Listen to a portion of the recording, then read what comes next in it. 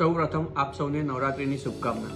અમારી YouTube channel Shri Ambika touch 1973 ને subscribe કરો અને લાઇક કરો।